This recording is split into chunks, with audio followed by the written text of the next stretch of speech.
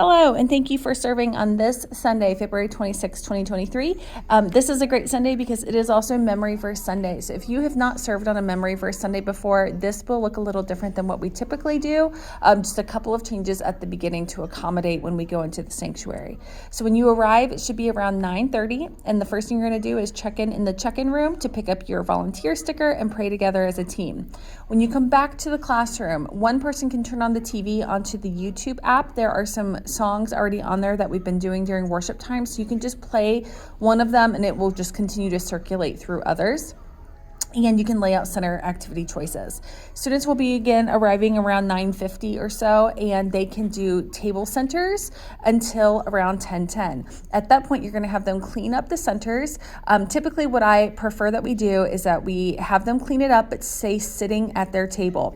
Once the table is cleaned up and everything's picked up on the floor around them and everything looks good, then sending one person from each table to put the center away, and then calling kids over by grade level over to the open area on the carpet, starting with kindergarten so that your younger kids are towards the front and your older kids are kind of towards the back of the open area.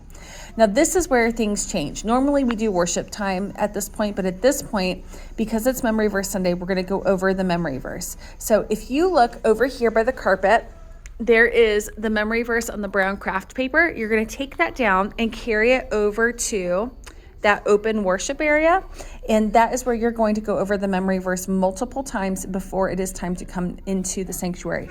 Typically, you would receive a text from me, or someone will come down to you to let you know when it is time to come down. I believe that this week you will be hearing from Bethany to know when it is time to line the kids up and walk them down to the sanctuary. You're going to line up outside the right-hand side doors and wait until you hear me go up to the stage and begin to introduce the group, which is right after the fourth song during the passing of the peace.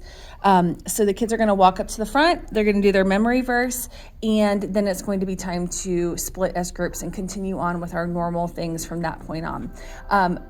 Before I forget, if you are a 3rd through 5th grade teacher, when you are leaving to do memory verse, this is a good time to go ahead and grab that yellow bag that has your key to get in upstairs, as well as any materials that I may not have already put into the room. So make sure you check that bag if you can't find any materials upstairs.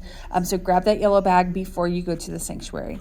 So after doing Memory Verse Sunday, the group splits up. 3rd through 5th graders go upstairs to their classroom, and the kindergarten through 2nd grade return to their downstairs classroom. You begin with prayer, and just like always, we're going to collect prayer requests. Remember, it is okay to group prayer requests. If you notice that there are 15 people with loose teeth or 20 people with a cut, scrape, or bruise from the week, that it is okay to say, lots of us got bruises and scrapes this week. If you have a bruise or a scrape, now is the time to let me know. Raise your hand so we can put it down and collect all of them at once, because we want them to feel that their prayer requests are heard, but we also want to be respectful of our time together too. Upstairs, what we tend to do with the 3rd through 5th graders is we go around the group. And so we kind of give them a heads up that we're going to go around and who feels comfortable with starting, because I want to give them a moment to kind of think through what their prayer request is going to be. We do record the prayer requests. If you are downstairs or if you are in the boys' side of 3rd through 5th grade, it is a purple book like this. If you are on the girls' side of 3rd through 5th grade, it is a holographic book. And you just record the prayer requests in here so that if it's something we want to check in on, just to see how things are going, this is a good place to kind of see the history of that prayer request. So after we collect prayer requests, we pray through them. We also do the Lord's Prayer together. It is displayed both downstairs and upstairs for kiddos who might not have it memorized yet. Then after that, we do our story of the week, which is story 144, Putting Off the Old Self, on pages 288 and 289 in the Gospel Story Bible. So this is what that story looks like. So this is where there's some differentiation between the two groups. So they're going to read the story first. If you are upstairs, there are, I believe, there's 3 copies on each side of the room of the Gospel Story Bible so that the kids can help read it. What they've been enjoying doing is taking turns reading paragraphs. If they aren't comfortable, then they can just say pass and pass it on to the next person. But it helps to keep them focused And we've seen that they're ready for it. They're able to read these books. And if they're not comfortable with it, that's totally fine too. We can help them with words that they might get tripped up on. So then after we read that, we are going to find where it's located in the Bible. It has multiple spots listed in the story, but this is what we're going to focus in on, Ephesians 4:17 through 32. So if you were downstairs, they just need to locate Ephesians 4:17. And once they have located it, then they're going to just listen and look while their teacher reads it out loud. If you were upstairs, they're going to locate it and read it either independently or with a partner before the teacher repeats it out loud to them. And then these are the follow-up questions that you can use to kind of dig in deeper about the story that we've read. This part here, locating the memory or locating the verse and also the follow-up questions is the biggest, most important part of the lesson. If you run out of time and you don't get past that, that is okay. This is really a time to connect with the kids and to make sure they're understanding what they're learning about. So this is the most important part.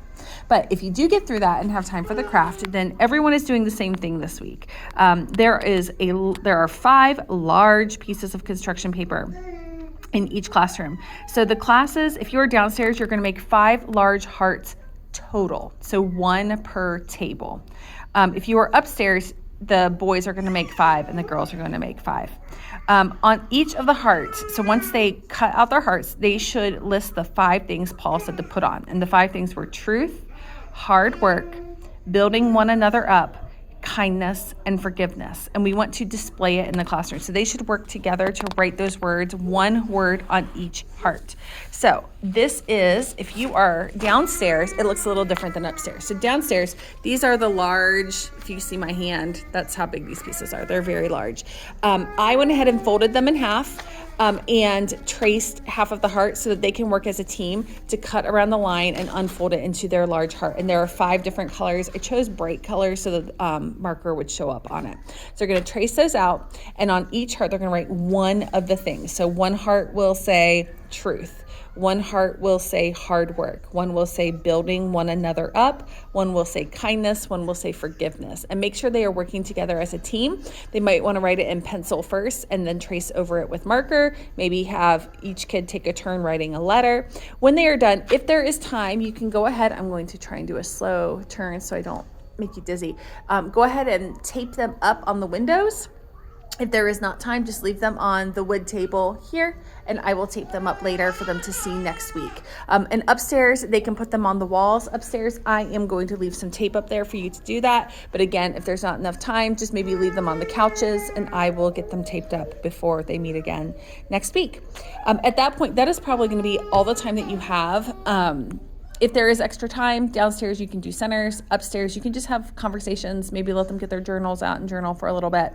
But be watching for texts to know when the sermon is wrapping up and it is time for the 3rd through 5th graders to head back downstairs. When they come downstairs, it is very important that they enter in through the back door, that door that's by the worship area in the back of the room, because if parents are starting to arrive, I don't want giant clumps of kiddos right there at the door. So if they come in that worship door and just sit in the worship area, music can be turned back on. 1 adult should stay back there and hand out Bible prizes to the kids who remembered their Bibles.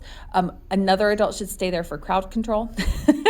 And then 2 adults should be at checkout, 1 to collect stickers. And actually, it could just be 1 adult if you have some student helpers, maybe some of the older kids, to collect stickers, and be runners to go and get kids as their families arrive.